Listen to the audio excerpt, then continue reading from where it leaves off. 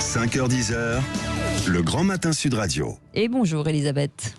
Bonjour Cécile, bonjour à tous. Oui, Elisabeth, vous voulez revenir sur la loi Avia, la loi contre la haine en ligne, qui a été retoquée, on l'a dit depuis ce matin, par le Conseil constitutionnel.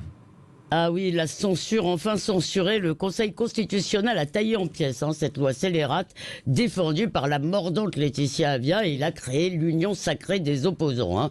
Chez les Insoumis comme au Rassemblement National, à Mediapart et à Valeurs Actuelles, la décision a vraiment suscité une explosion de joie. Certes, nous n'en avons pas fini avec les velléités liberticides du parti présidentiel, il faudra avoir la peau du stupide Conseil de déontologie des journalistes, mais nous avons échappé, pour reprendre l'expression de Mathieu Bock-Côté, à une loi néo-soviétique.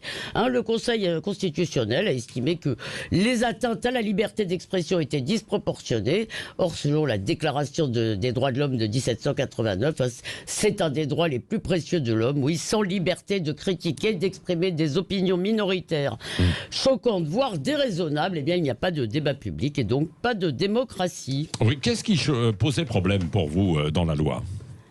D'abord, l'intention affichée, lutter contre la haine. Le législateur n'a pas à se mêler de mon fort intérieur, ni à dresser la liste des sentiments et des émotions acceptables. Et si on lutte contre la haine, pourquoi pas contre la jalousie ou l'envie? C'est une notion d'autant plus dangereuse que le progressisme multiculti a tendance à requalifier en haine, voire en phobie, tout ce qui s'oppose à lui. Quand on critique l'islam, on est islamophobe.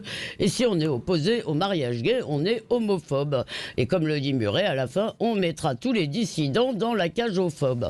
Ensuite, cette loi obligeait les plateformes à supprimer dans les 24 heures les contenus haineux sous peine de sanctions pénales. En somme, elle confiait à des opérateurs privés le soin de faire régner l'ordre public, encourager la délation et les aurait incités à censurer de façon préventive et automatique tout ce qui sort des clous du politiquement correct. Oui, c'est ça. Mais alors, il faut laisser dire n'importe quoi sur les réseaux sociaux. Eh bien non, c'est un vrai problème, mais c'est à la justice, oui vous avez raison, de faire appliquer sur les réseaux sociaux les lois qui régissent la presse et la radio, cher Patrick. Il est impossible certes de déclencher une procédure à chaque dérapage, mais la justice peut au moins se saisir des plus graves, des menaces de mort, des lynchages numériques, comme de celui de Mila, et si elle oblige les plateformes à divulguer l'identité des internautes et qu'elle prononce de vraies sanctions, bien ce sera déjà un progrès. Mais quoi qu'il en soit, il faut s'y résoudre. On ne peut pas effacer ou interdire toutes les âneries ou les méchancetés publiées.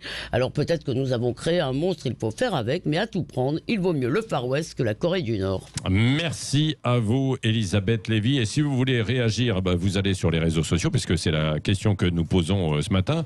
Est-ce que c'est une bonne chose pour la liberté d'expression qu'il y ait eu cette censure? Pour l'instant, on répond plutôt... Oui, à 67%. Oui, mais c'est pas un oui forcément pas massif. Non, mais il y a beaucoup de discussions. On y reviendra tout à l'heure dans le petit déjeuner de l'actualité.